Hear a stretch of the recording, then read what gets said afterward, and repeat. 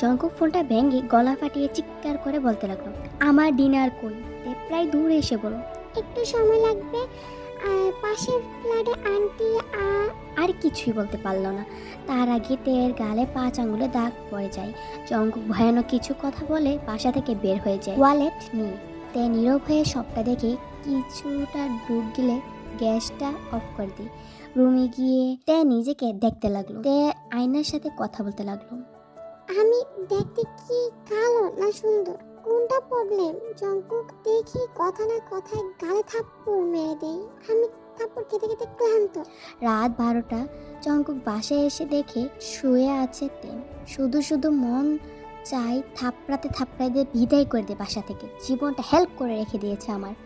বরকে পাশে শুতে দেখে একবার চোখ খুলে তাকাইতে জঙ্কুকের দিক অস্ত্রসূত্রিক নয়নে।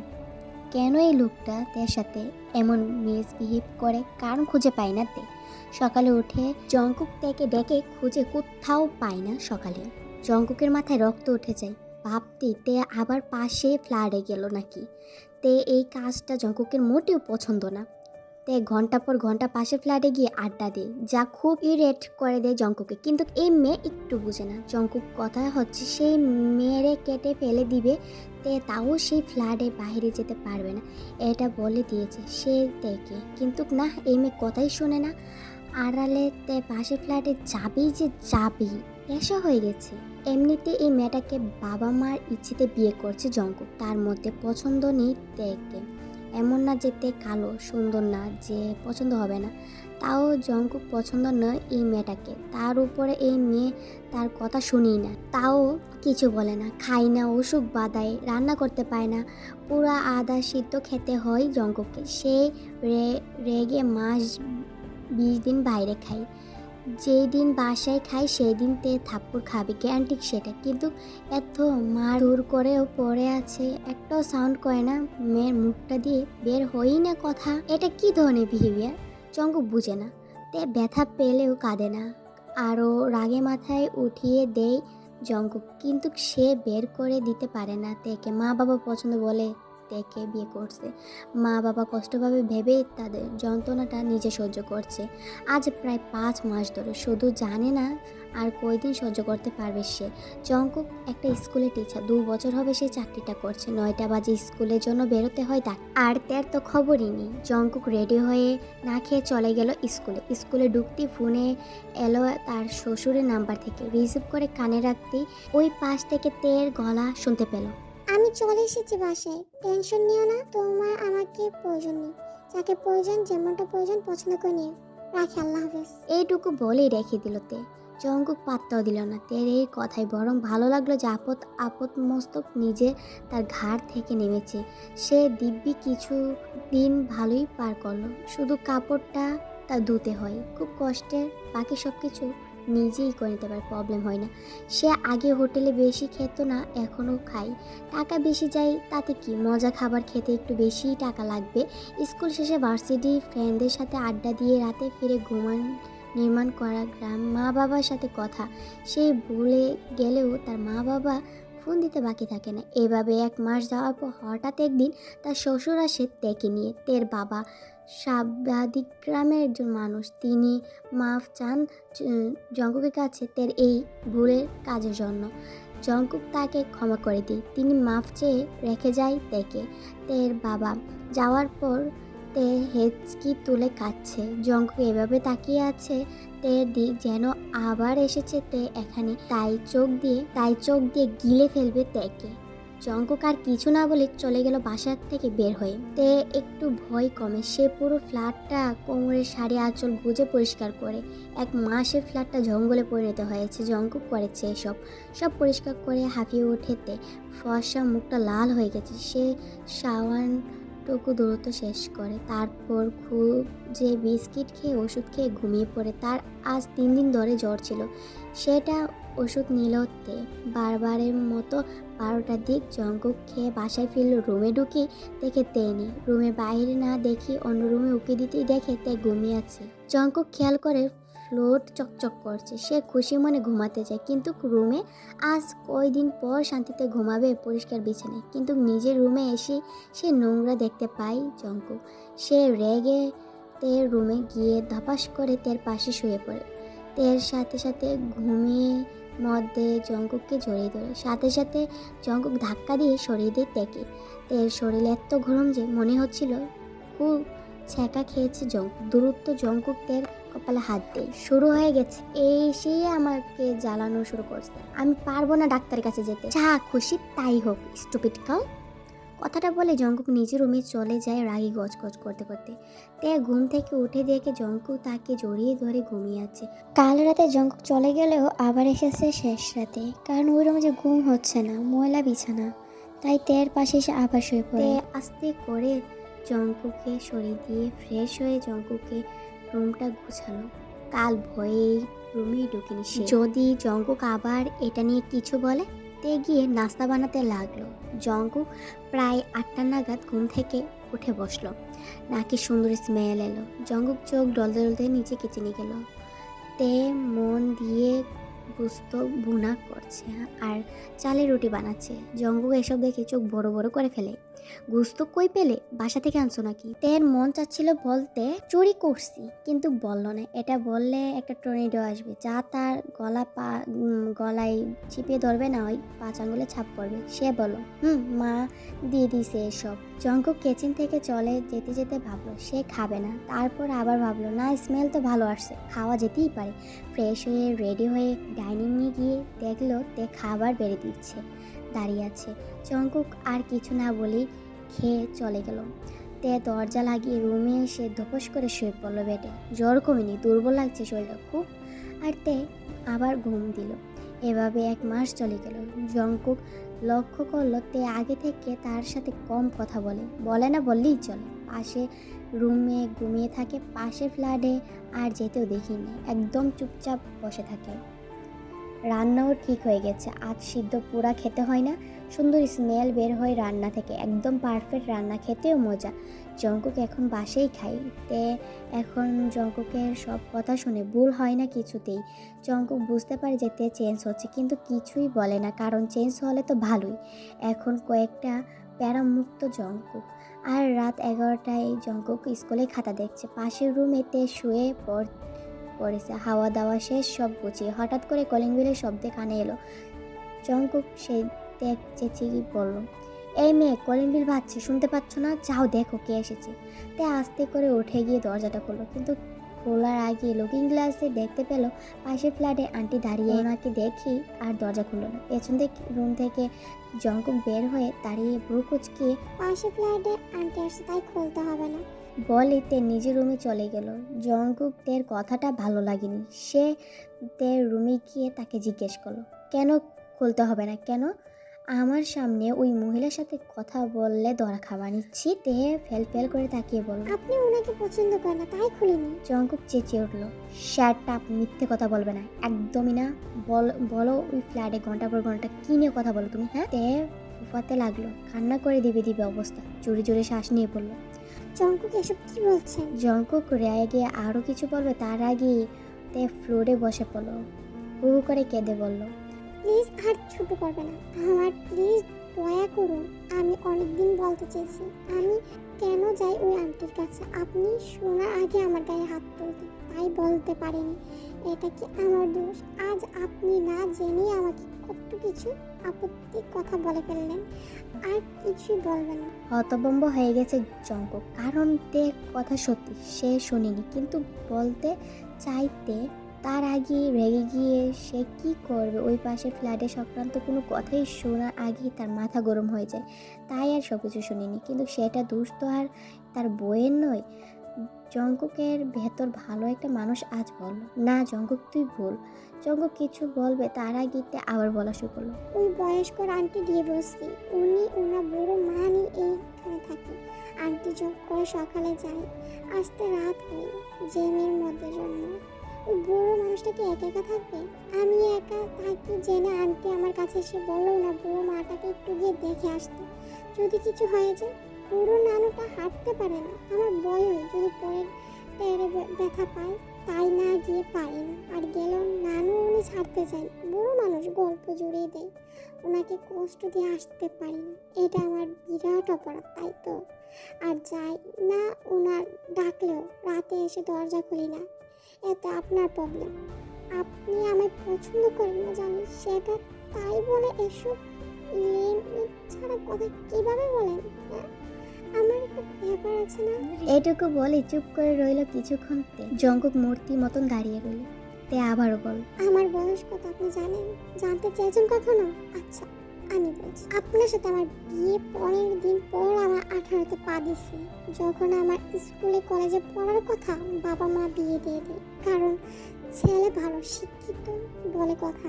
আমার বাবা মা তাই শিক্ষকরা আর যতই হোক স্ত্রীর অসম্মান করে না, মুখের মতো গায়ে হাত তুলবে না, কারণ মূর্খ হয়, এইসব বোঝে না। তাদের এই চিন্তা ভাবনা, আমি ছোট্ট সেটাও তাদের চোখে পড়েনি। আপনার সাথে বিয়ের পর এত ছোট্ট বয়সে মা বাবাকে ছেড়ে গ্রাম ছেড়ে হঠাৎ করে শহরে এসে আমি ভয় পেয়ে যাই। আমি তখনই বুঝতে পারলাম আপনার আমাকে পছন্দ নেই। আপনার ব্যবহারে ভয়ে আমি সব গুলিয়ে ফেলতাম। শুরু হয় কাজে একের পর এক ভুল। বিয়ের মাসে আমি বেশি কিছুবার থাপড়াও খাই, আর আপনার হয়তো ভয়ে বলে আর কিছু বাড়াবাড়ি বলতে পারিনি। আরও আপনার প্রতি আমার ভয় বাড়তে থাকে। এর মধ্যে আন্টি এসে ওনার মার কথা বলে, আর আমাদের ফ্লাইটে যাওয়া শুরু হয়। আমার ভুল শুধরাতে পারিনি, আর আপনার বিহেভিয়ার আরও খারাপ হয়ে যায়। আমার কি দোষ বলুন? আমি শুধরাতে পারি না, কারণ আমি ঘরের কাজ একদমই পারতাম না। তে আবারও জোরে জোরে কাঁদতে লাগলো। সে পারে না ঘরে কাজ, এটা জেনেও কত কষ্ট হচ্ছে বলতে। জঙ্কুক এখন একইভাবে দাঁড়িয়ে আছে, তার কান দিয়ে ধোঁয়া বের হচ্ছে। তের বয়স সে জানতো না, কিন্তু 18 মাত্র একটা শোনা পর জন্য প্রস্তুত ছিল না সে। হ্যাঁ, বয়স কম ভেবেছে, কিন্তু এত কম ভাবেনি সে। আর আজকের মতো লজ্জা সে গ্রামে শিক্ষক ছেলে হয়ে কখনো কারোর থেকে পায়নি যতটা আজ তের কথায় পেল। তে বেশ কিছুক্ষণ কেঁদে চোখ মুছে উঠে বলল, আমাকে আপনার পছন্দ নেই, এটা আমার দোষ না, আপনার দোষ নয়। তবে আপনি চাইলে বিয়ে ভাঙতে পারতেন, আমি পারতাম না। আমার ইচ্ছে ছিল না বিয়ে পড়া, স্বপ্ন ছিল খুব পড়ার, ই করার না, কিন্তু তাও মা বাবার উপর কথা বলতে পারিনি। ছোট বলে আপনি পারতেন কিন্তু করেননি। কিন্তু এভাবে তো আর চলে না। আপনি আমার বাবাকে বলে দিন আমাকে এসে নিয়ে যেতে, কারণ আমি বললে তারা বিশ্বাস করবে না আপনি আমাকে পছন্দ করে না, কারণ তাদের মতে আপনি তো শিক্ষিত ভালো মানুষ, আপনি খারাপ কিছুই করতে পারেন না আমার সাথে, তাই আপনাকে বলতে হবে বাবাকে। তের কথা শেষ হতেই জঙ্কুক চলে গেল রুম থেকে। তে কান্নায় ভেঙে পড়ল। আজকে জঙ্কুক বলল না, সরি তে, চলো নতুন করে শুরু করি, আমাদের ভুলগুলো রেখে নতুন করে আবার সব কিছু শুরু করি। না, আজকে জঙ্কুক বলল না। তের কপালে হাজব্যান্ড সংসার স্বপ্ন কিছুই নেই। কেন কেন কেন জঙ্কুক ওয়াশরুমে ঢুকে ঝর্ণা ছেড়ে দাঁড়িয়ে আছে। জঙ্কুক কান দিয়ে ধোঁয়া বের হচ্ছে, এমন লাগছে তার, লাগবে নাই বা কেন? আজকের মতো লজ্জা সে কখনো পায়নি, কোনো দিন না।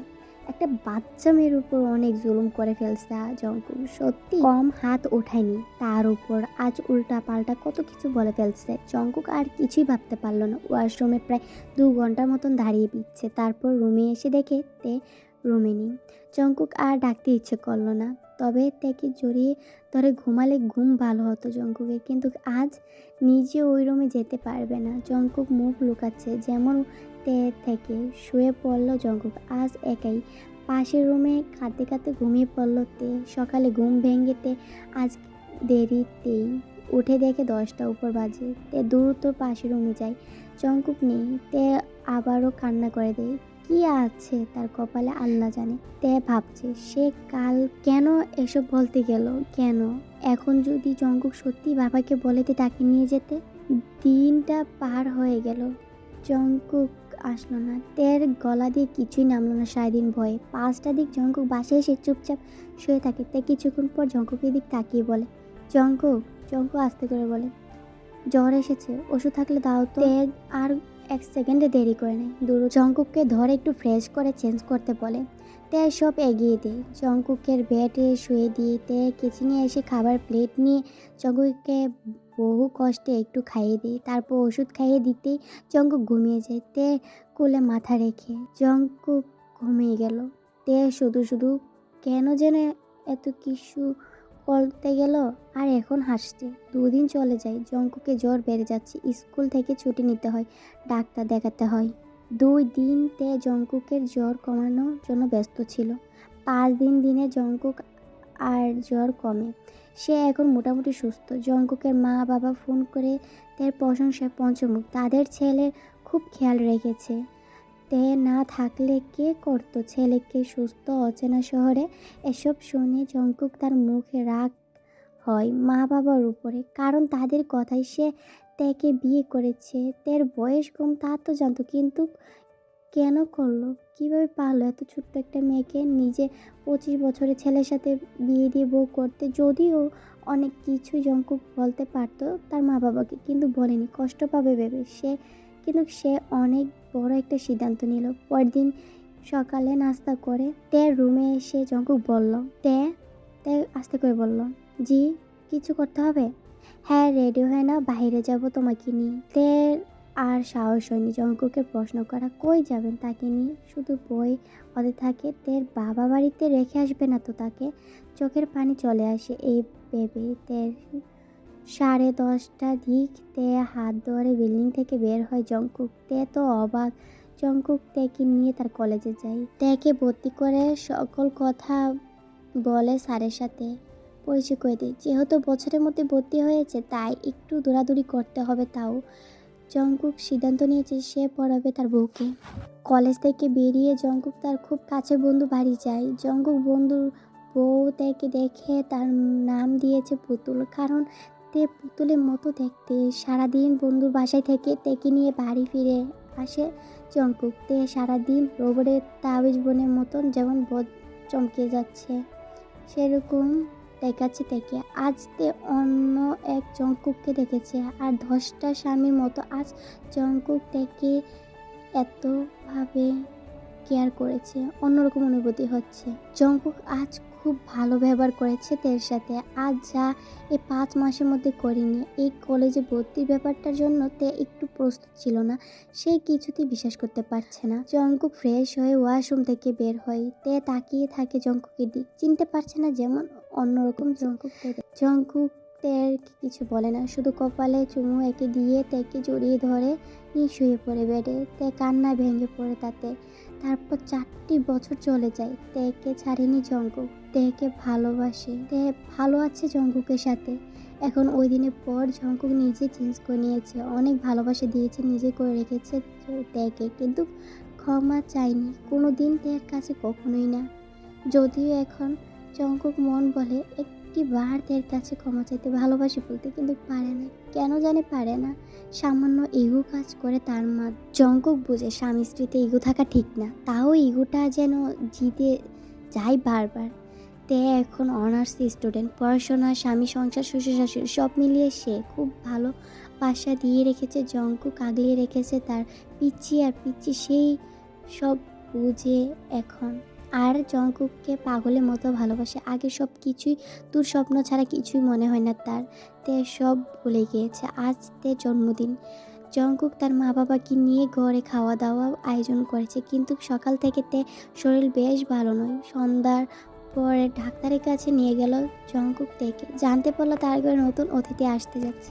তে খুশি হবে কি, জঙ্কুক তো দ্বিগুণ খুশি। চেম্বার থেকে বের হয়ে জঙ্কুক বলল, তে কই আমি আজ তোমার গিফট দিব, তুমি আমায় গিফট দিয়ে দিলে।